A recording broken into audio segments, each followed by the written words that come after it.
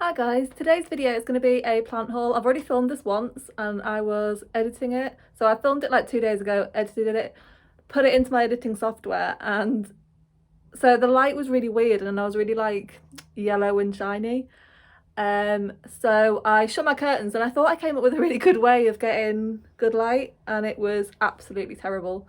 So the quality was just, it was really fuzzy, it was awful, like low budget 90s horror film bad. So I'm redoing it. So on Sunday, I went to Dean's Garden Centre in York. If you follow their Instagram, it's Dean's Indoor Jungle. It's really good. They always have really good stuff. A cut above like a normal houseplant shop.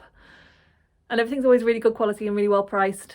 I hadn't intended to buy plants, but then I saw this variegated fern, which I'll show you in a minute.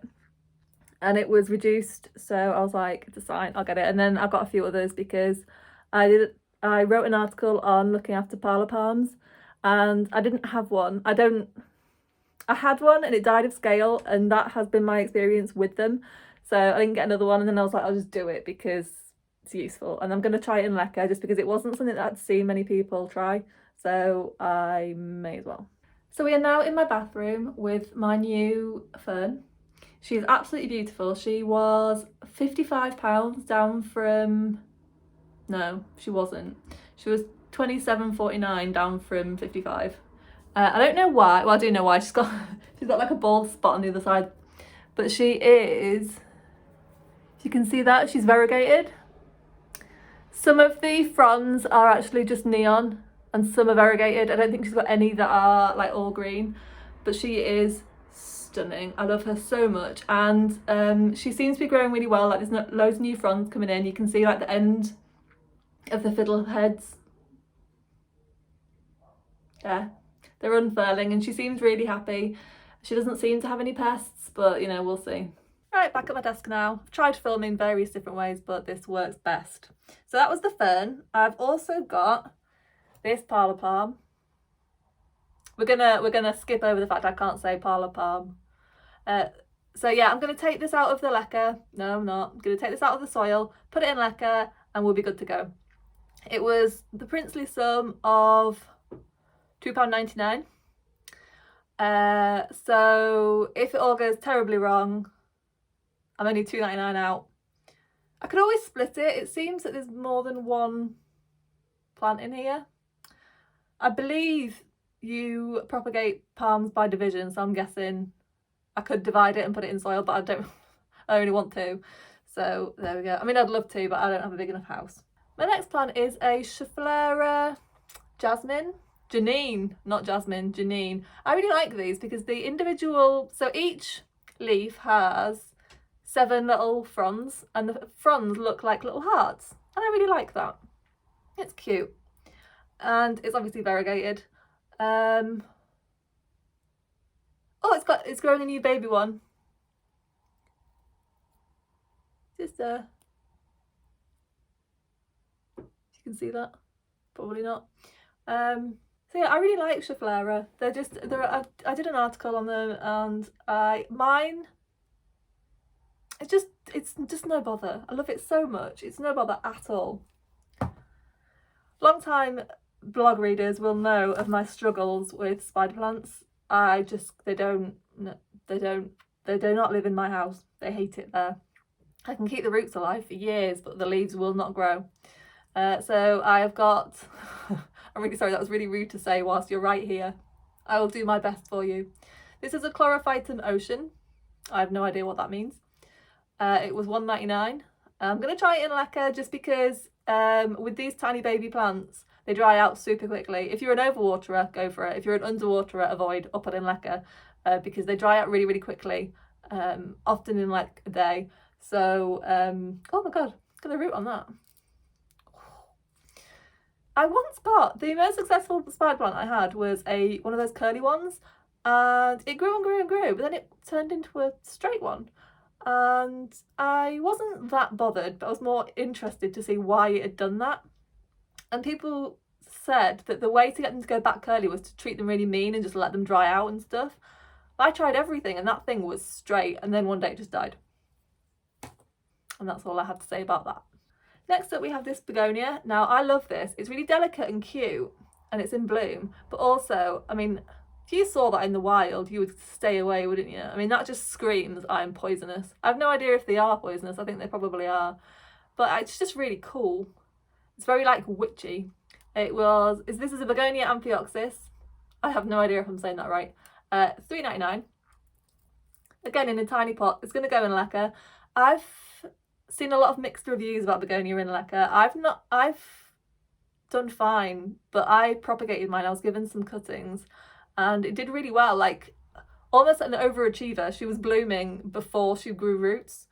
Now she's got roots and she's grown new leaves and she's doing really well, but I've seen reports to the contrary, so do your own research. And by research I mean try it, because that's really the only way you'll know. But yeah, this one's going in leca. I might chop her in half just because this is not the best way to go. Oh, but I just love the little flowers. They're so cute. They look like little hearts. So yeah. My last two plants are two Hoya. I have a bit of a love-hate relationship with Hoya. I love them in that they're easy to care for, and they suit my specific houseplant schedule. But I'm not like evangelical about them like a lot of people are. I don't collect them. If I see one that I like the look of, I will buy it. And I love my Bella because she blooms, but I'm not like, I would never spend a lot of money on one unless no, I wouldn't. And what I find really strange about them is you'll find two almost identical Hoya. One will have slightly bigger leaves and the small one will be like 150 quid and the other one will be like $8.99, and I don't understand. I get if you're like a collector, but it's just not my thing. If it is your thing, cool. So this is a Hoya Yeti tricolour and it was $8.99, which I thought was a bit of a bargain. It's not looking incredible. I've seen worse, but I think we've got a bit of overwatering going on. It doesn't seem to be vining. Well, it's vining a bit, but I think this is sort of dried up. I think that's probably just a bit of shock. But overall, it seems to be okay. I think we've got a bit of overwatering. I've already checked the roots for the Hoya plug that often kills Hoya, and it's not got that. So it looks like it's a really cool full plant. There is actually about 7 cuttings in it. So I will at some point need to check to see how those individual cuttings are doing, because sometimes they're not even rooted properly. This one seems fine, and the place that I've got it from, I've never been sold like a dud plant, one that didn't have roots or anything, but I know that it does happen, so I will be keeping a close eye on it. My last plant is, I think, my favourite. It's a Hoya. I've never heard of it or seen it before, but I've also never really done a lot of research, so I have absolutely no idea how easy this is to get hold of.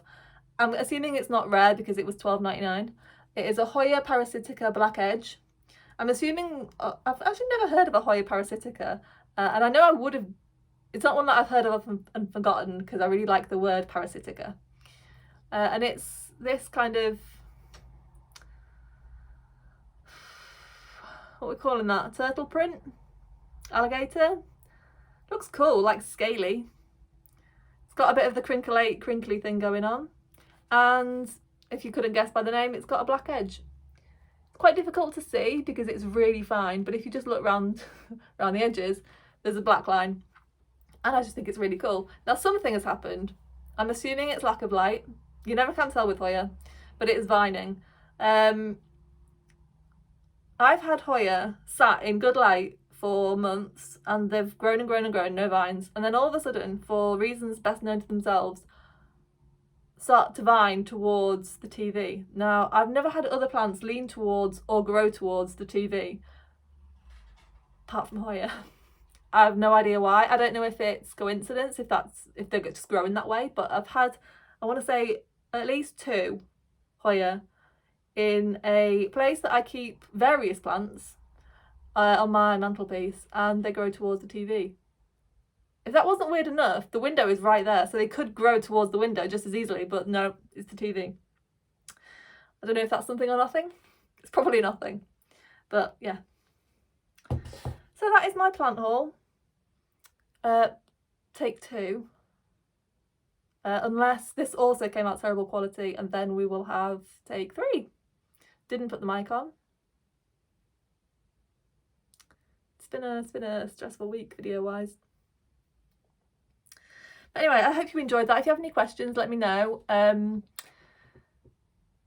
The garden centre I got my plants from don't deliver, which is annoying, but also I was talking to the guy that runs it and he was saying the reason they don't deliver is they would have to increase the prices, because when you deliver then you run the risk of plants dying in the post, and you've got to increase your prices so you can afford to replace those. So that's why they don't do it. And you know, if they get plenty of business then it doesn't really matter to them. But there is another shop in Newcastle that does deliver, called Cowell's, and they have some really good stuff. I got my Velvet Touch from there, which currently looks very sorry for herself up there, but I got her like a year ago and she looked incredible, and the shipping was like perfect. Really good. Highly recommend them. So yeah, hope you enjoyed this. I will see you next week, which I think is going to be a leca video. It is, I've already filmed it. I don't know why I'm saying it like that.